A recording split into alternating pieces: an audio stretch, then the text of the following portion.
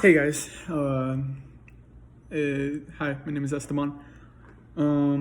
This is my auxiliary video because I'm having some trouble, some uploading issues, as you can see. My Zoom is kind of stuck in the same place that it is right now, so I'm gonna make this auxiliary video and I'm upload it straight into Canvas so I can get my grade. So I'm just gonna make the presentation here on this. So yeah. So obviously we were tasked with making a video on serious pandemic. So I'm just gonna go over real quick on the situation.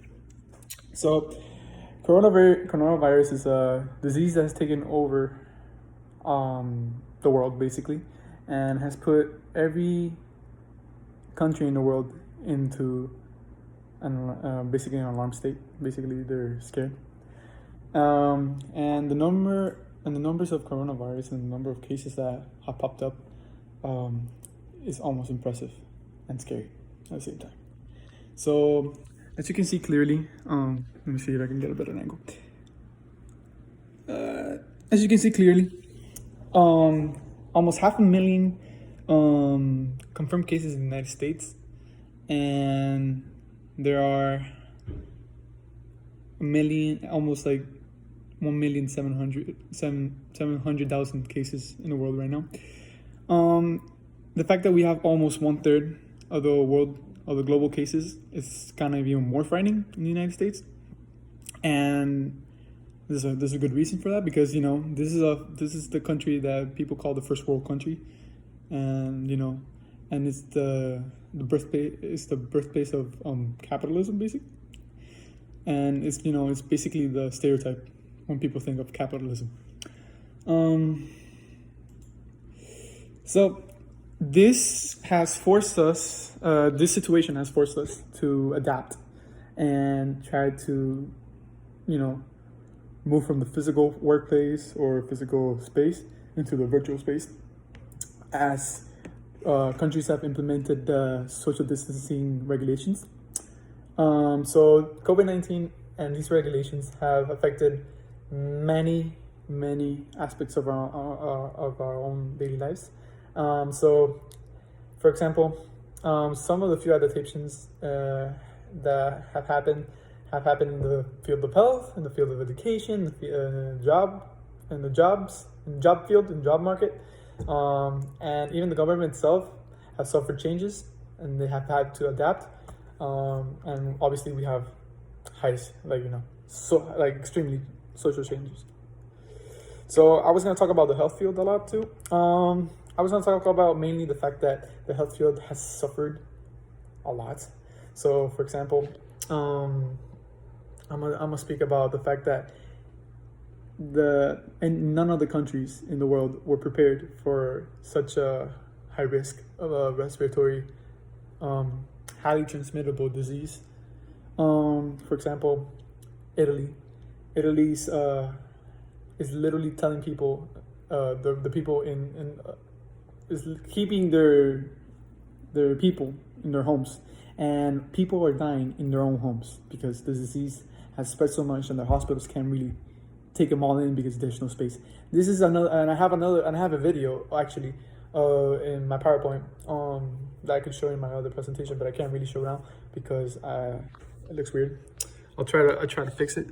Of one of the hospitals being packed out, and the hallways are all full of people. You have beds outside of the hallways. All the chairs have been put outside of the hallways, and you see people with masks, even with IV fluids, and even respirator. This is the ventilators. This is a video in a hospital in Spain, and this is actually a colleague of my dad's and my mom when they graduated from Cuba. And this is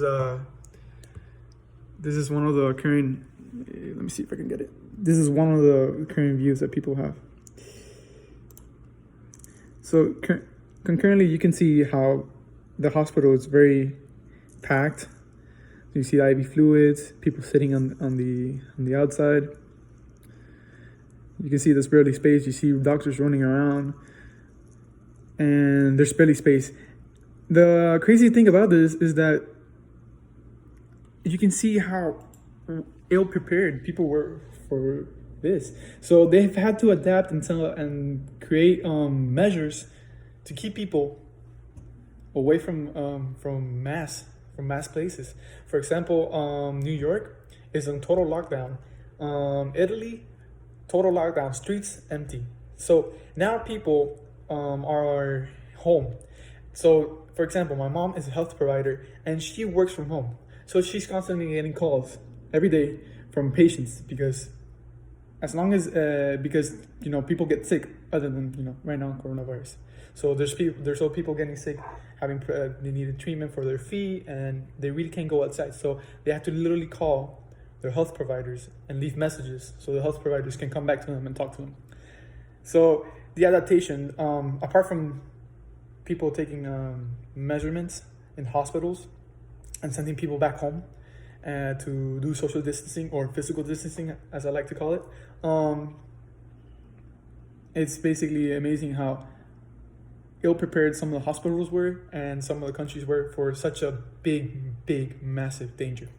Another field that was affected was the education field. And you can see how the curriculum has changed completely. Now we have majority of the universities, majority of schools, high schools, middle schools, even some elementary schools are transferring all their students to online platforms. For example, Zoom. Zoom lets university students, universities and their students communicate and have classes basically, and have it on a mass scale. So you can have more than 20 people, more than 30 people per class, and you can see them all. For example, I have a chem class over 238 people, and the site pretty works well. And the disease has actually forced people to change, their study methods. Now people don't screw around. Now people are taking it seriously. The job market. One of the biggest changes that's happened is the job market. Now people have been forced to work home, like my mom, but there's some people that can't work. So the unemployment rate has increased and it's just dropped.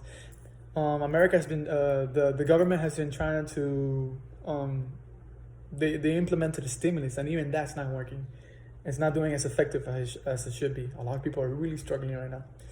The government itself, I think, has had a horrible response though. They've taken late action. They've been forced to take action, obviously, because a lot of the population is dying. So, a huge number, in fact. But this late reaction could be the cause of having a massive loss in the country or having minimal risk. And the government took a gamble on that, and now we're seeing the results on that. So now we're trying to maintain ourselves afloat with information. And one of the things that I feel that this government is not portraying is the interest for their own people. A government is supposed to take care of the people, and they're really taking care more of their pockets, in my opinion. The economy, they're trying to take care of the economy, and I understand why, but you cannot put that much emphasis on the economy when you have thousands of people suffering. If you have a sick country and people are gonna die, how are you gonna keep a country afloat? So that's something you gotta keep in mind. And I think the steps to enforcing, they've been taking way too long, and they've been really slow. But that's my personal opinion. But the government itself, all the governments around the world have been forced to take action. Even parliaments, even the senates of the world have been doing even social distancing. The other day, when they were voting for the stimulus package, you would see senators, majority of the seats of the Senate, empty because people weren't coming. They couldn't come. A lot of the senators were having trouble going to the Senate, and they were keeping their distance and following the social distancing procedures.